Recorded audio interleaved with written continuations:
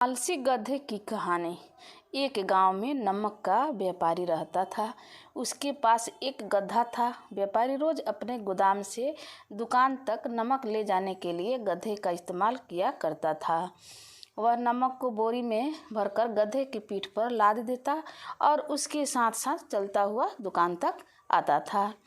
व्यापारी का गधा आलसी प्रवृत्ति का था।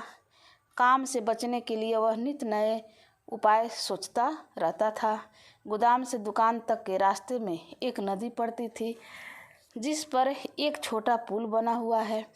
एक दिन नदी पर बने पुल पर चलते समय अचानक गधे का पैर फिसला और वह नदी में जा गिरा। नदी के पानी से नमक की बोरी भीग गई। जब तक व्यापारी ने गधे को पानी से निकाला, तब तक बोरी में भरा हुआ सारा नमक घुल चुका था। गधा जब चलने लगा तो उसे बोरी का भार बहुत कम महसूस हुआ और वह खुश हो गया।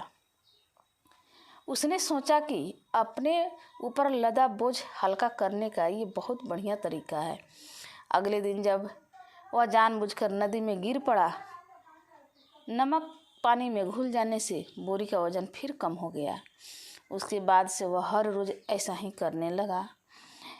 रोज़ गधे की ये हरकत देखकर व्यापारी उसकी चालाकी समझ गया। उसने गधे को सबक सिखाने का फैसला कर लिया और अगले दिन बोरी में नमक के स्थान पे रुई भरकर गधे की पीठ पे लाद दिया। रुई हल्की थी।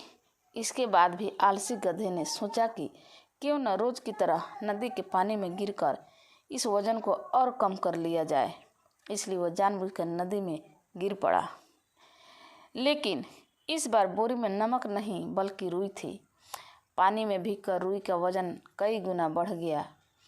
गधा जब उठकर चलने को हुआ तो इतने भारी बोझ से उसका बुरा हाल हो गया। उस दिन के बाद से उसने कभी आलस न करने का निर्णय किया। सीख मिलती है, आलस का फल कभी न कभी मिल ही जाता है। एक ही उपाय हर बार कारगर सिद्ध नहीं होता।